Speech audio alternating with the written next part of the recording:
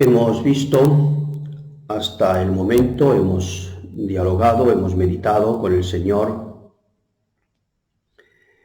lo que Dios es, que Dios es amor, y hemos meditado también lo que somos nosotros, cómo Dios nos ha creado imagen de Dios para ser sus esposas, para ser madres de los hijos de Dios nuestro Señor, y también nos ha creado hijos.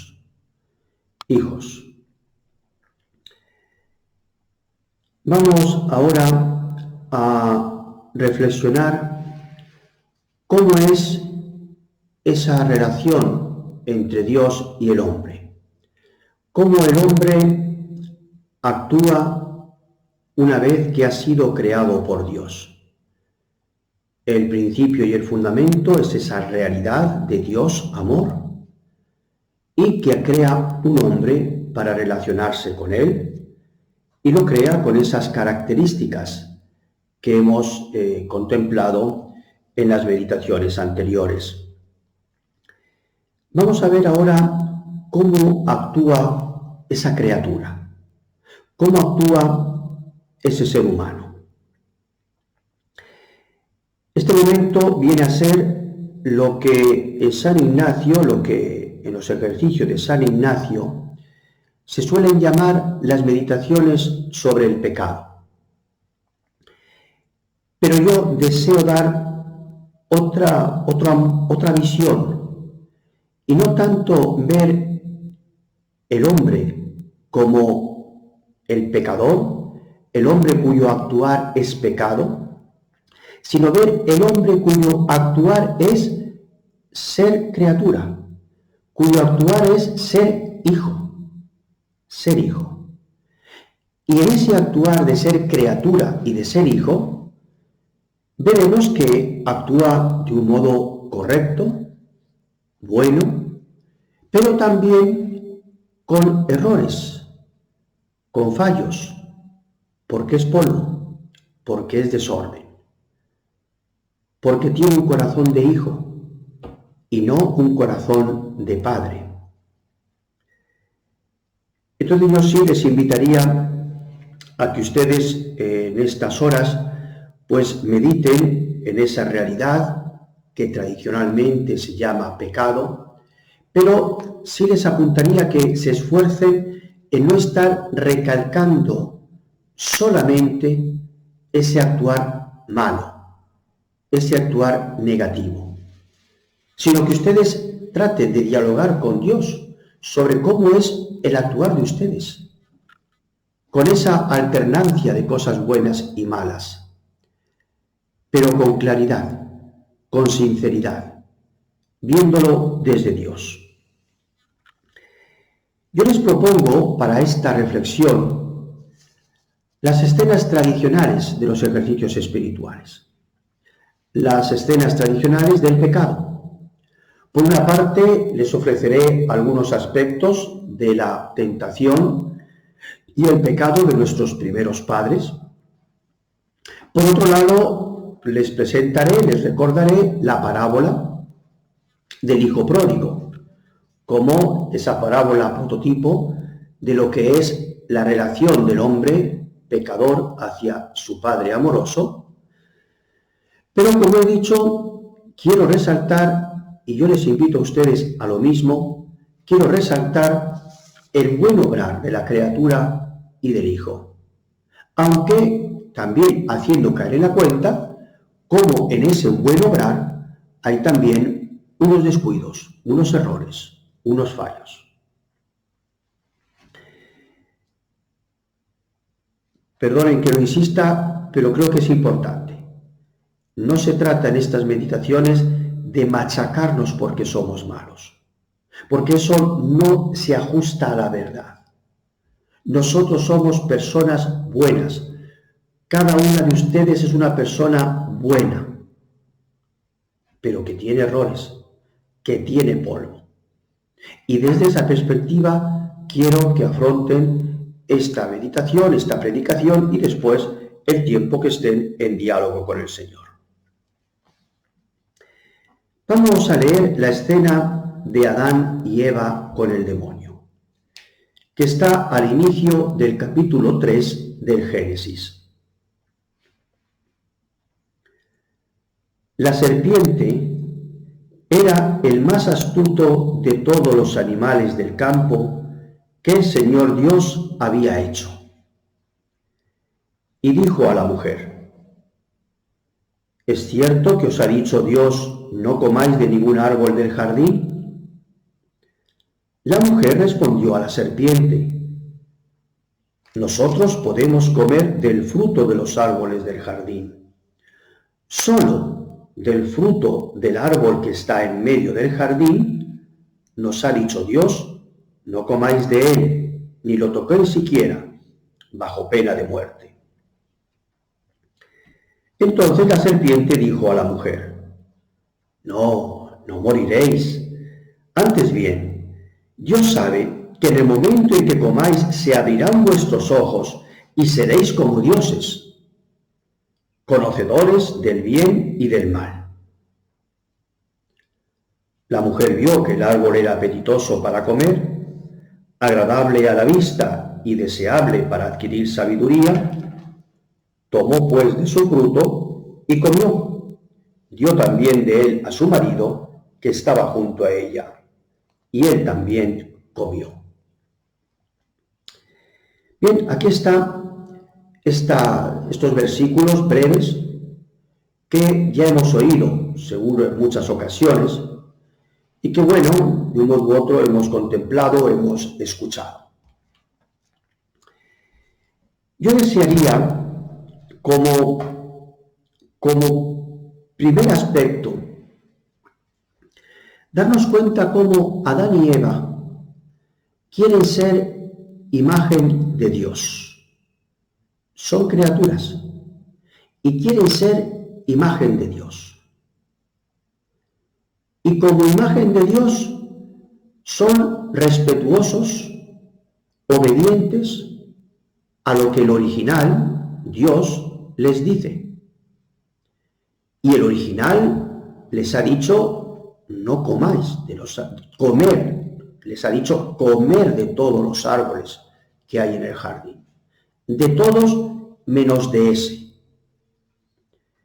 Y Eva, como expresa muy bien la Sagrada Escritura, hace ver a la serpiente que eso es lo que están haciendo ellos, como buenas imágenes que reproducen con fidelidad. Recuerden el ejemplo de la copia, que reproduce con fidelidad el original. Ellos comen de todos los árboles, menos del que está en el centro del jardín. ¿Por qué? Porque son imagen de Dios, porque son buenas imágenes de Dios. ¿Qué ocurre o qué hace el demonio?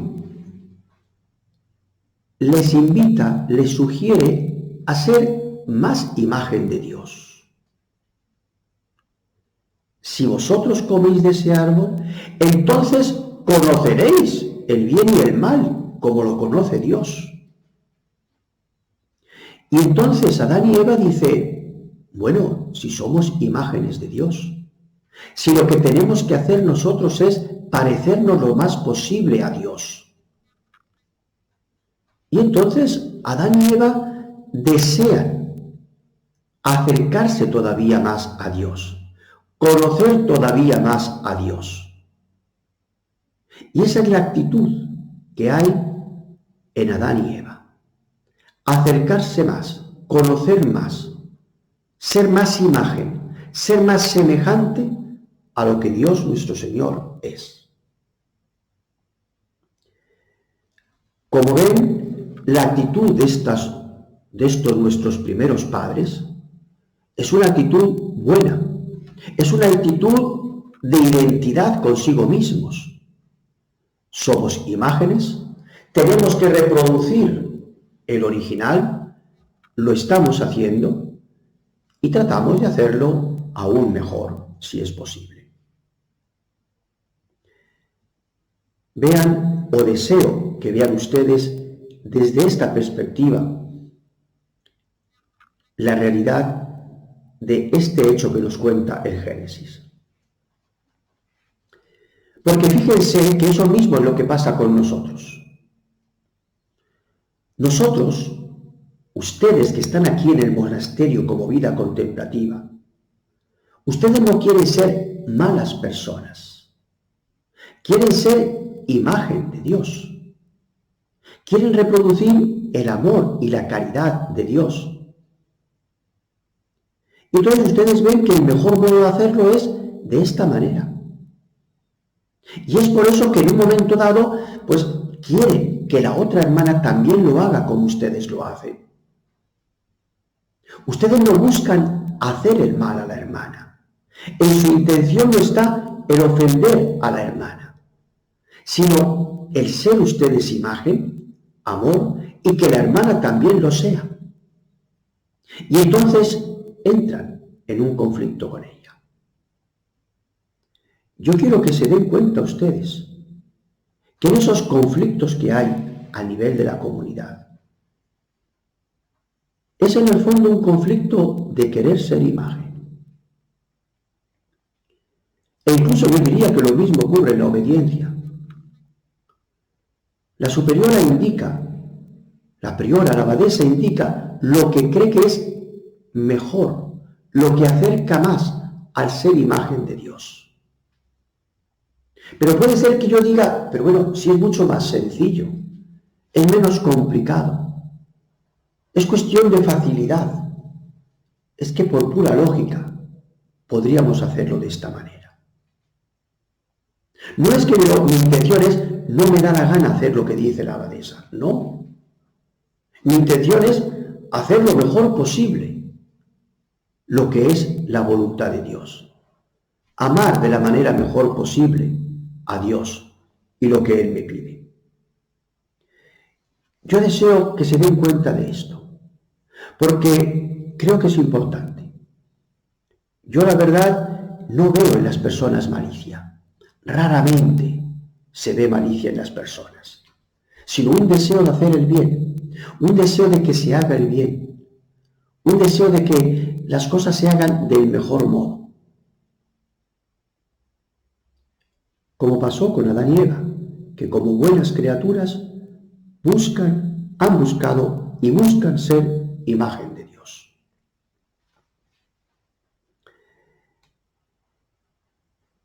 En un segundo momento, ayudados de esta escena, deseo también hacer referencia al demonio,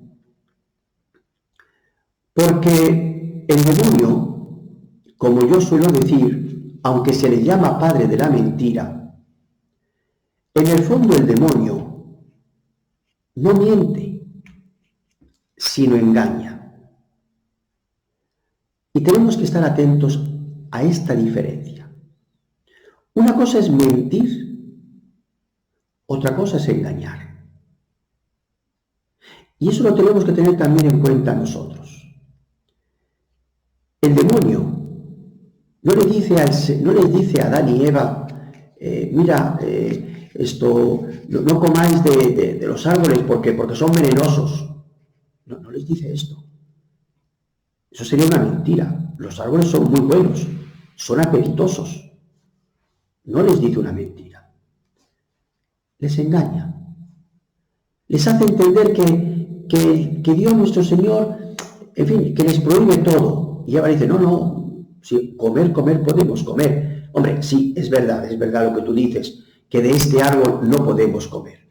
Eso sí es verdad. De ese árbol no podemos comer.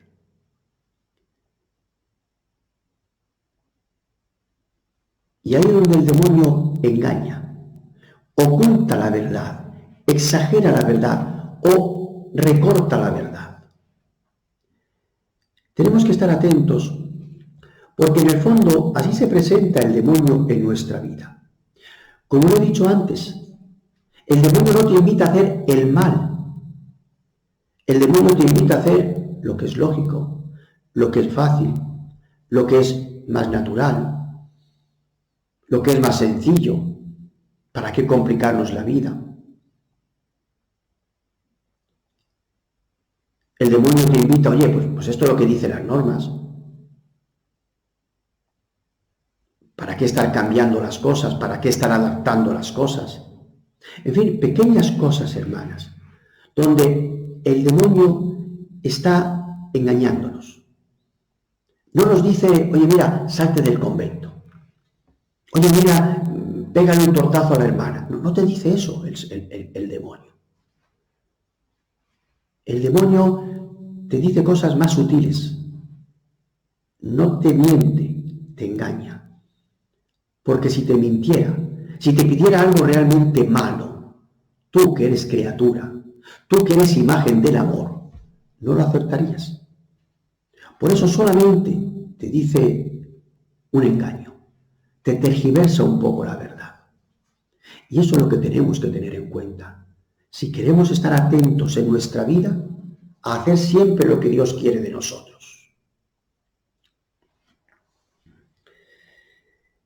Bien, dando el tercer paso, pero volviendo al primero. Si resulta que Adán y Eva lo que buscaban era ser imagen de Dios, que eso es su esencia, entonces, ¿dónde estuvo el error? ¿Dónde estuvo el fallo? ¿En qué fallaron Adán y Eva? Pues en algo que es bastante importante de tener en cuenta.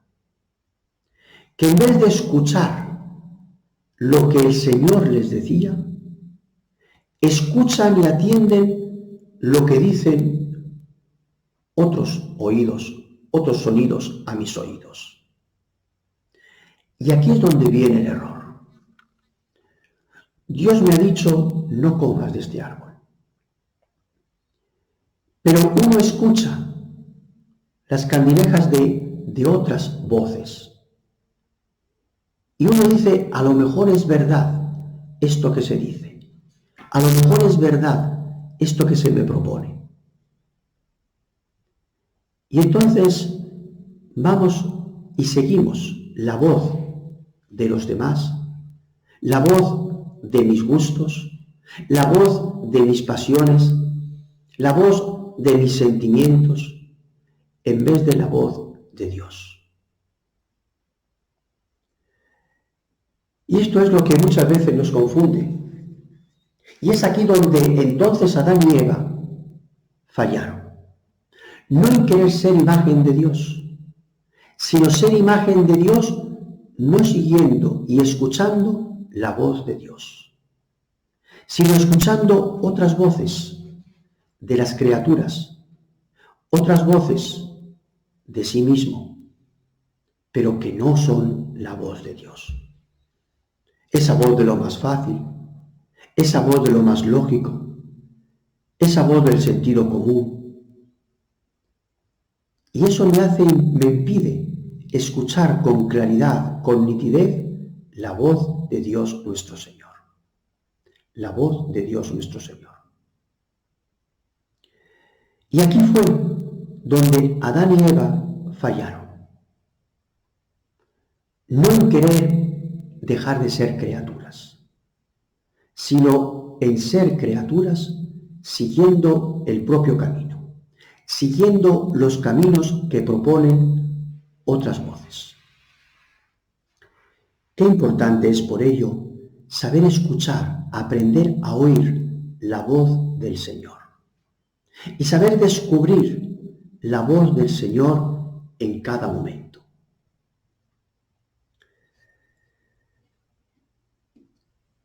Yo cuento con frecuencia una anécdota que me pasó hace años ya, al principio de mi sacerdocio. Yo, después de estar unos años en México, regresé a Roma. Y acababa de llegar a Roma y un obispo iba a dar unos ejercicios espirituales a unas religiosas y él pidió si podía algún sacerdote pues acompañarle para atender en dirección espiritual, para atender en confesiones. Como yo acababa de llegar y todavía no había iniciado mi apostolado, pues me pidieron el favor que yo fuera. Llego allí y la primera monja que se me acerca me dice, padre, yo desearía, por favor, que usted hablara con mi madre general. Dijo, bueno, ¿y qué quiere usted que yo diga a su madre general? Y me dice que digo que me quiero marchar, que me quiero ir. Le digo, bueno, pero ¿por qué se quiere ir? ¿Por qué se quiere ir? Y me dice, padre, es que yo ya no aguanto más. Todos los días a la lavandería. Todos los días a la lavandería. Y yo le digo, bueno, pero ¿quién le manda a la lavandería? Me dice, la superiora. La superiora de ahora. La superiora de ahora todos los días me manda a la lavandería. Hombre, con la anterior, pues una semana estaba en la sacristía, otra vez en la lavandería, otra vez en la cocina, en la portería. Pero con esta, todos los días a la lavandería. Y ay, padre, ya estoy cansada, tanto calor.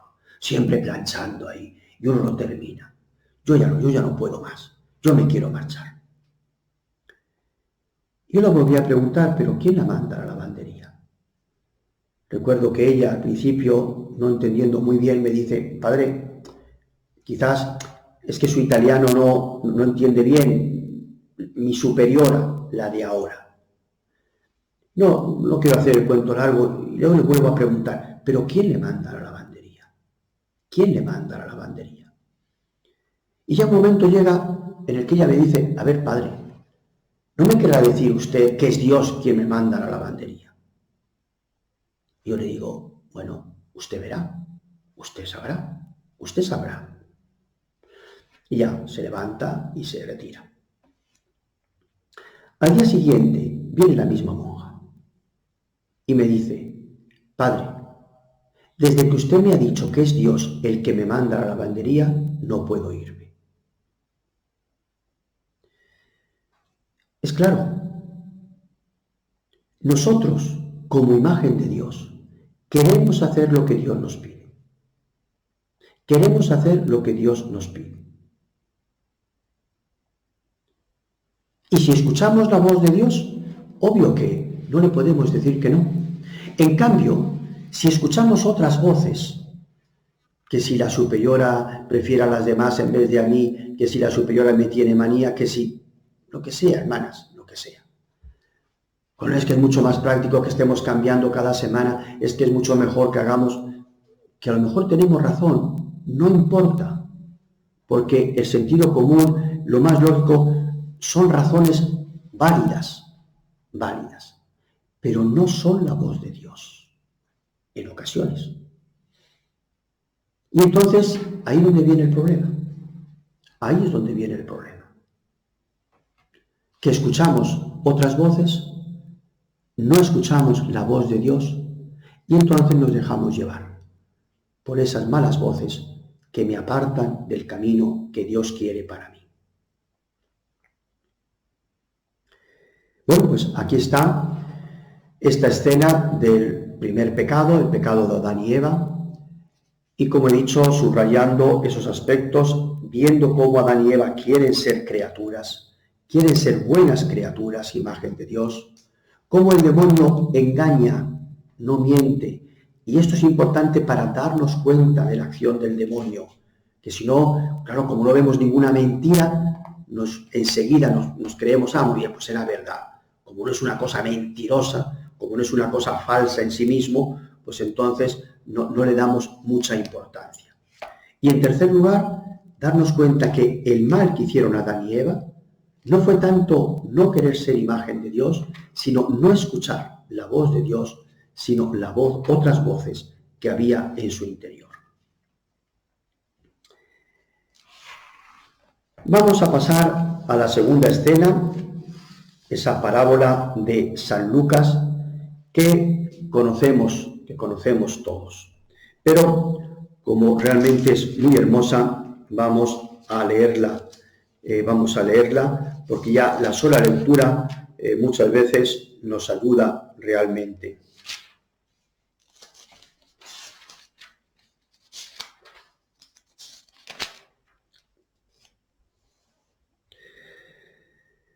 Un está en San Lucas 15, a partir del versículo 11. Lucas 15, versículo 11. Un hombre tenía 2 hijos, y el menor dijo a su padre: Padre, dame la parte de la herencia que me corresponde. Y el padre le repartió la herencia. A los pocos días el hijo menor reunió todo lo suyo, se fue a un país lejano y allí gastó toda su fortuna, llevando una mala vida. Cuando se lo había gastado todo, sobrevino un gran hambre en aquella comarca y comenzó a padecer necesidad. Se fue a servir a casa de un hombre del país que le mandó a sus tierras a guardar cerdos. Tenía ganas de llenar su estómago con las algarrobas que comían los cerdos, y nadie se las daba. Entonces, reflexionando, dijo: ¿Cuántos jornaleros de mi padre tienen pan de sobra, y yo aquí me muero de hambre? Volveré a mi padre y le diré: Padre, he pecado contra el cielo y contra ti. Ya no soy digno de llamarme hijo tuyo. Tenme como uno de tus jornaleros. Se puso en camino y fue a casa de su padre. Cuando aún estaba lejos, su padre lo vio y, conmovido, fue corriendo, se echó al cuello de su hijo y lo cubrió de besos. El hijo comenzó a decir: Padre, he pecado contra el cielo y contra ti. Ya no soy digno de llamarme hijo tuyo.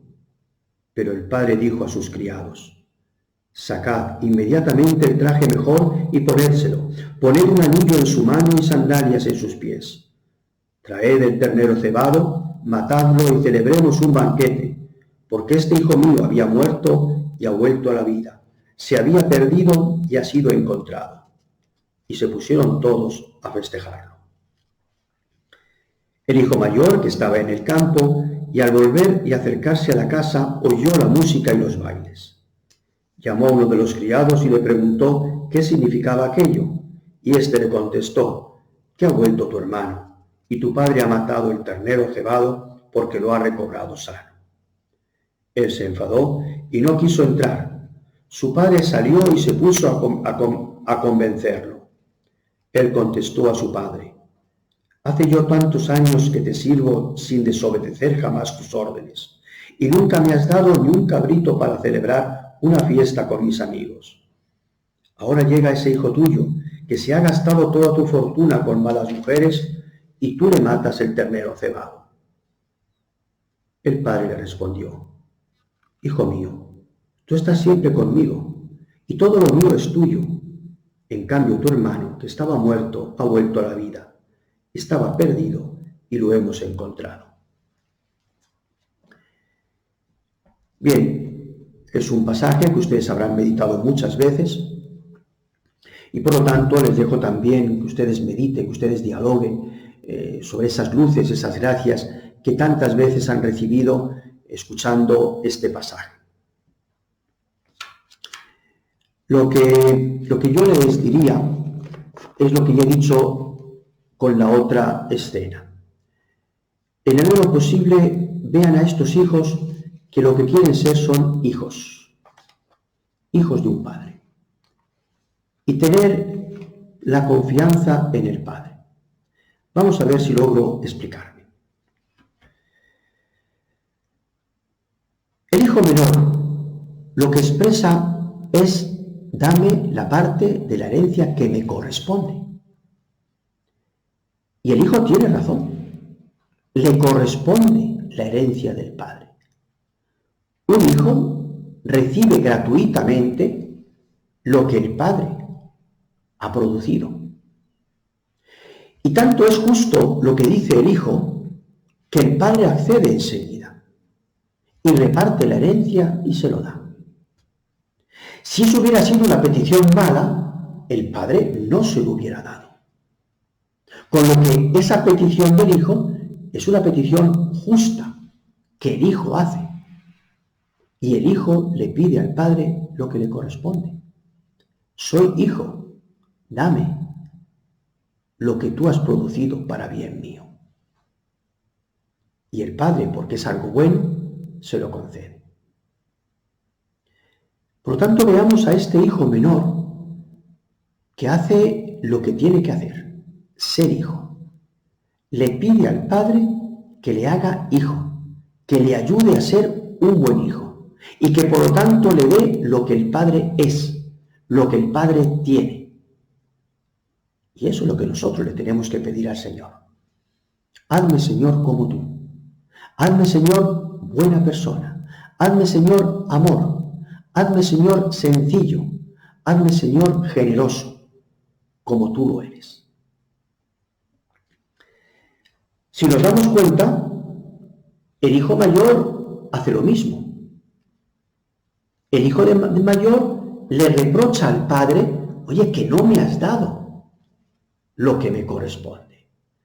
Que yo he estado trabajando siempre para ti, he sido un buen hijo y no he recibido de ti para poder festejarlo, para poderlo vivir bien. La actitud del hijo mayor es la misma. Incluso yo diría que mejor, porque ha estado actuando para el bien del padre. Y le reclama, oye, lo que es tuyo, dámelo. Es que nunca me lo has dado. ¿Cómo es posible que no me hayas dado nada cuando yo te he sido fiel, cuando yo te he sido generoso? Si nos damos cuenta, estos hijos han entendido su vocación de hijo y piden al padre lo que les corresponde como hijos que son de él. Y veamos también nuestras vidas, hermanas, cómo eso es lo que nos ocurre. Nosotros también, aquí en el monasterio, tratamos de ser buenas cristianas, buenas religiosas, buenas contemplativas. Tratamos de vivir nuestra espiritualidad, de encarnar ese carisma que hemos recibido, que Él nos ha dado. Y le pedimos al Señor, Señor, ayúdame a mantener mi genio, a controlarme, a poder ser una mujer más caritativa, que no hiere a las demás.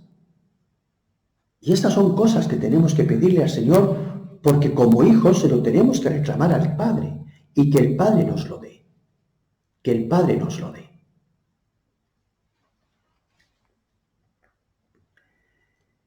Bien, pues reflexionemos en este aspecto, hermanas. Cómo verdaderamente Dios nuestro Señor, como el hijo pródigo y el hijo mayor, lo que quieren es ser buenos hijos del Padre. Y le reclaman lo que ellos experimentan que el Padre les debe dar. Y como he dicho, vean que el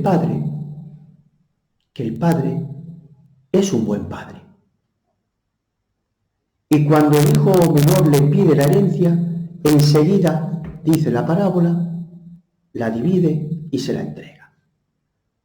Porque en el fondo el hijo debe recibir lo que es del Padre. Y al hijo mayor se lo hace ver, oye, pero si todo lo mío es tuyo, todo lo mío es tuyo. Todo lo que tengo yo lo puedes usar tú. Todo lo que tengo yo lo puedes usufructuar tú. Todo lo que tengo yo está para tu servicio. Y el padre le hace caer en la cuenta al hijo mayor que tiene razón, que por qué no usa las cosas. Veamos cómo verdaderamente estos hijos quieren ser hijos y cómo el padre les pide, les facilita a los hijos que sean buenos hijos. Bien, si es así, uno puede decir, bueno, entonces, ¿dónde está el error de estos hijos? ¿Por qué estos hijos se presentan así como ordinariamente como hijos que han fallado, como hijos malos de un padre bueno? Bueno, creo que la parábola es bastante clara y la enseñanza que Cristo nos dice es bastante clara. El hijo menor quiere la herencia que le corresponde. Esto es algo bueno. Pero ¿qué hace el hijo mayor, el hijo menor?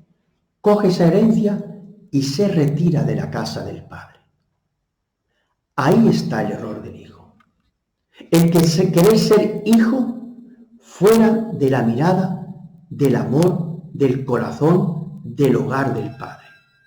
Ahí es donde está el fallo, el error de ese hijo menor. Sí quiere ser como el padre, pero lo quiere ser alejado del padre. Quiere hacerlo por él mismo, quiere hacerlo a sus anchas, quiere hacerlo como él lo juzga oportuno. Y ahí está el error, el fallo de este hijo menor.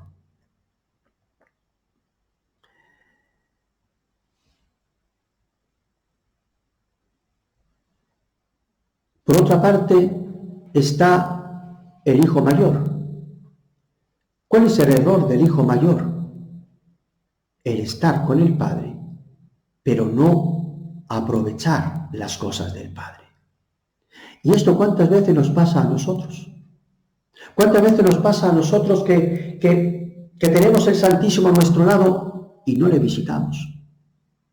Que tenemos la oportunidad de servir a esta hermana que está necesitada y, bueno, es cosa de ella y no ayudo a esta hermana. Que tenemos la oportunidad de poder prestar este servicio a la comunidad de un modo oculto o de un modo gratuito y no presto el servicio a la comunidad. Que tenemos la oportunidad de ver y de descubrir a Dios nuestro Señor en la superiora y no lo descubro. Ahí es donde está el error de este hijo mayor, en el que tiene todo lo del Padre, pero no lo utiliza, no se sirve de ello. ¿Cuántas veces también nos pasa esto, hermanas? Muchas veces se oye en las confesiones el no estar en la presencia de Dios. Yo digo, ¿cómo que no estamos en la presencia de Dios? Si Dios siempre está presente en nuestras vidas, si está por el bautismo, si está en nuestro corazón, en la vida de gracia, ¿cómo es posible que no estemos presentes?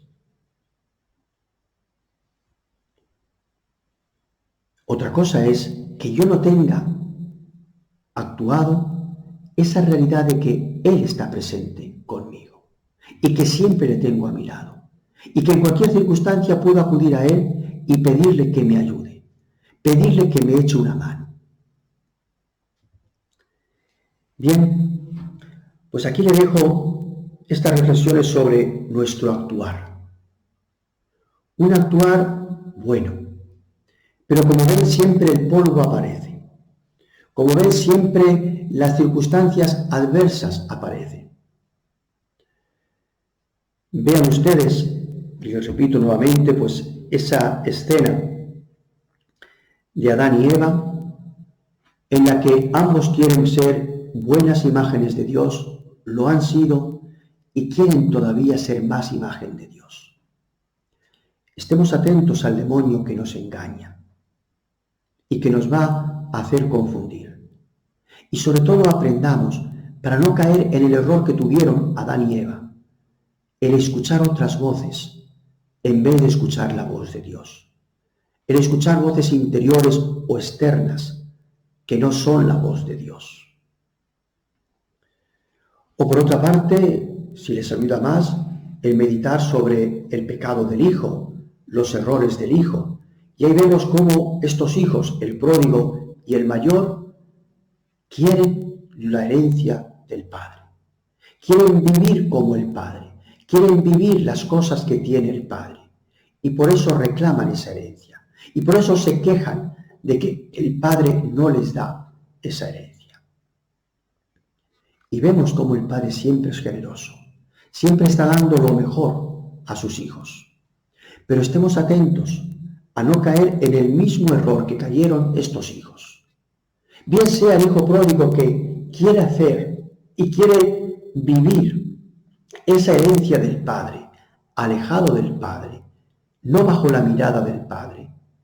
O estemos también atentos a estar a lo mejor con el padre en nuestra vida comunitaria, en nuestra vida religiosa, en nuestra vida de contemplación y no darnos cuenta que el padre nos está dando constantemente esas gracias, esas luces, esa vida suya, que quiere que esté en nosotros y que sea abundante en nuestra vida. Bien, pues les dejo con el Señor para que ustedes sigan meditando en el actuar de ustedes. Un actuar bueno, como el de Adán y Eva, como el de los hijos pródigos y mayor, pero atentos al polvo, atentos al desorden, que puede llevarnos a apartarnos de Dios. Bien sea porque lo hacemos escuchando otras voces que no son la de Dios, porque lo hacemos lejos de Él, o porque no nos damos cuenta que tenemos todo lo que Dios es para nosotros.